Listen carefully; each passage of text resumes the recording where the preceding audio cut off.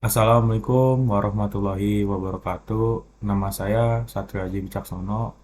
Saya dari kelas 05 TPLP 003 jurusan Teknik Informatika eh, semester 5. Di sini saya ingin membuat video terkait tugas individu dari mata kuliah pengelolaan citra digital, yaitu membuat mini apps. Nah, di sini saya menggunakan metode RLE atau kepanjangannya itu Run, Launch, Encoding. Nah, oke, kita mulai saja. Kita mulai dari pertama, mungkin dari penjelasan apa itu RLE ya. Nah, penjelasan RLE itu adalah teknik kompresi data lossless tanpa mengurangi kualitas gambar yang bekerja dengan cara menyederhanakan data yang berulang. Jadi konsep dasarnya itu, jika sebuah gambar memiliki warna yang sama secara berurutan, RLE tidak akan menyimpan setiap titik piksel tersebut satu persatu. Sebaliknya, RLE hanya menyimpan nilai warna dan jumlah perulangannya. Jadi metode ini cocok untuk dan sangat efisien digunakan pada citra binar. Hasil hitam putih seperti yang saya gunakan yaitu thresholding, karena citra jenis ini memiliki deretan warna yang seragam, yaitu blok hitam dan atau blok putih yang sangat panjang. Di sini saya akan juga menjelaskan cara kerja RLE. Cara kerja RLE itu adalah yang pertama, linearisasi data. Citra yang berbentuk matriks, yaitu dua dimensi, diubah menjadi satu baris panjang, yaitu satu dimensi, agar bisa dibaca berurutan dari awal sampai akhir. Selanjutnya, pemindaian atau scanning. Komputer membaca piksel satu persatu dari kiri ke kanan. Selanjutnya, perbandingan dan perhitungan. Di sini komputer atau sistem membandingkan piksel saat ini dengan piksel sebelumnya. Jika warnanya sama, maka sistem menambahkan hitungan counter plus 1.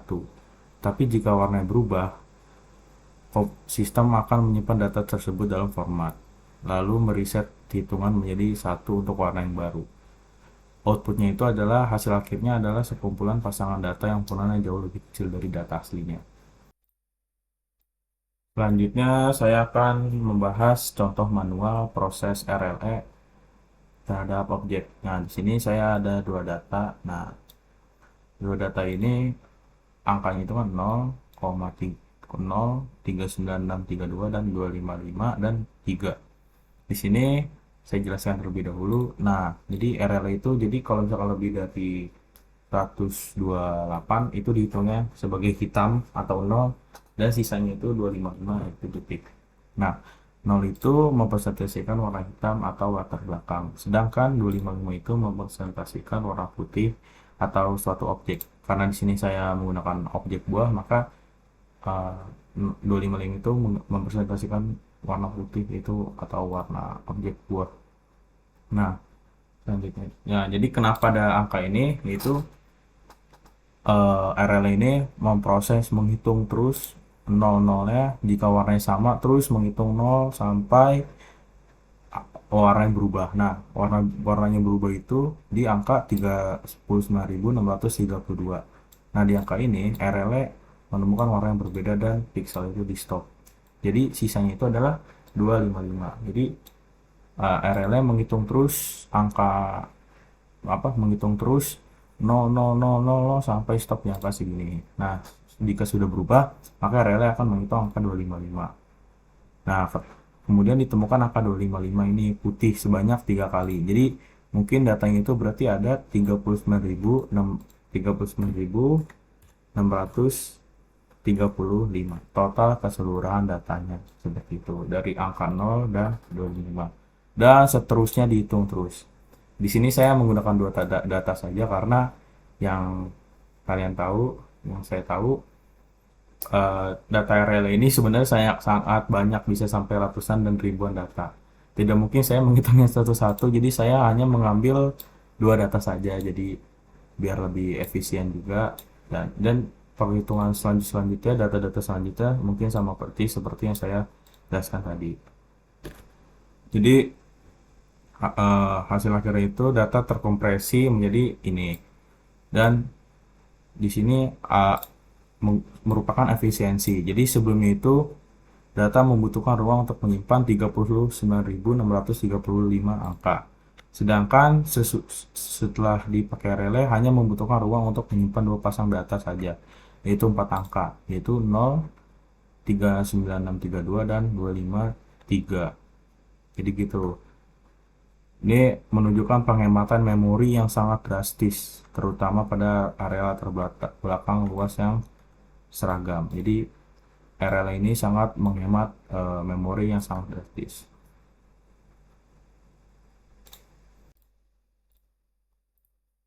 Oke, selanjutnya saya akan implementasi metode RLS saya ke Python. Di sini import nanti itu untuk karena data-data kita kan data-data angka ya. Nah, selanjutnya itu adalah memvalidasi awal. Jika tidak ada gambar, maka data berhenti. Selanjutnya, yang ini adalah untuk ini sebagai wadah kosong untuk hasil kompresi. Nah, yang ini sistem mulai menghitung dari pixel pertama. Selanjutnya, proses scanning looping dari pixel kedua sampai akhir.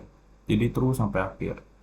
Jadi di sini selanjutnya adalah ngecek apakah pixel saat ini sama dengan pixel sebelumnya. Jika iya, jangan jadi data yang disimpan dulu. Terus cukup tambah hitungannya. Nah, jika tidak, berarti warna sudah berganti nih. Nah, jadi kita menyimpan data ke dalam sini sebelumnya itu nilai pixel dan jumlahnya. Selanjutnya penanganan data terakhir. Nah, karena looping berhenti saat data habis, kelompok terakhir belum tersimpan secara otomatis. Jadi kita menyimpannya secara manual di sini. Selanjutnya mengembalikan data ke data RLE ke bentuk gambar asli untuk evaluasi dan validasi. Jadi kayak dekompresi dan kompresi. Jadi di sini membaca setiap pasangan value count dari data RLE. Di sini tulis ulang pixel tersebut sebanyak jumlah. Jadi misalkan kalau tadi itu kita 0 itu ada 39.632, berarti dia akan menulis 00 sampai 39.632 kali. Selanjutnya kembali ke bentuk asli reshape. Mengubah data satu baris panjang tadi menjadi matriks gambar. Di sini format data RL ke bentuk string untuk di-download. Nah, fungsi di sini adalah untuk mendownload. Jadi karena data RL itu panjang ya kan, bisa sampai ratusan dan ribuan. Kita di sini di apa namanya di website saya, mini app saya itu menyediakan download. Jadi user bisa mendownload dan melihat data lebih lanjut lagi. Karena jika ditampilkan semua di website itu bisa jadi mengalami nge-lag atau ketidakstabilan websitenya. Nah, di situ selanjutnya di sini memberi koma. Nah, jadi memberi koma antar data. Nah, kayak gini. Nah, jadi logikanya itu jika kan saya menaruhnya itu di file txt ya. Nah, jadi file txt-nya itu isinya itu jika udah 40 baris, 4 kelipatan 40 data ini kan 1 2 terus sampai 40 dia turun ke bawah biar lebih enak dilihatnya. Nah, selanjutnya saya akan membahas mini app saya yang sudah saya buat menggunakan metode RLE tadi. Ini di sini saya akan ngerun dulu mungkin biar lebih enak penjelasan codingannya.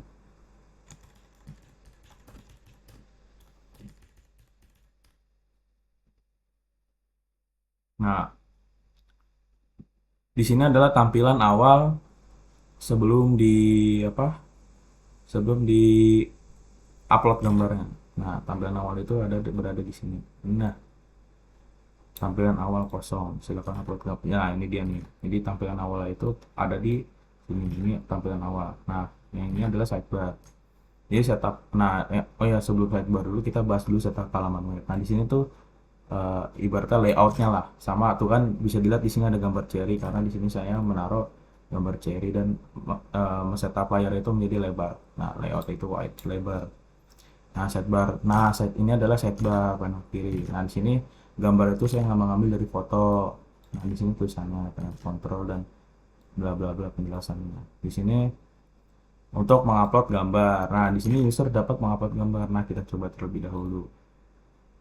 Nah, nah, terlihat kan hasilnya seperti ini. Oke, tinggalkan bagaimana di sini. konten utamanya itu adalah yang inilah ya, bisa dilihat. Dan di sini kalau dicek dulu nih apakah sudah mengupload gambar. Di sini sistem itu membaca gambar, ubah file upload menjadi array agar bisa diproses OpenCV. Nah, di sini pre-processing, ubah gambar ke grayscale abu-abu. Lalu diproses thresholding, mengubah jadi hitam putih. Pixel 128 lebih dari 128 menjadi hitam atau 0. Sisanya adalah putih, yaitu 255. Nah, di sini menyimpan ukuran asli untuk keperluan decoupling nanti. Selanjutnya, proses algoritma, panggil file logic.py. Nah, file logic ini yang tadi saya bilang, di situ adalah logika RLE saya atau algoritma metode RLE saya. Sebenarnya sudah dipanggil sih dari awal sini. Di sini mungkin memanggil itu maksudnya tuh kayak eksekusi lah ya. Terus di sini meratakan gambar menjadi satu baris, satu dimensi. Nah, selanjutnya mengkompresi RLE. Selanjutnya lagi dekompresi untuk memvalidasi.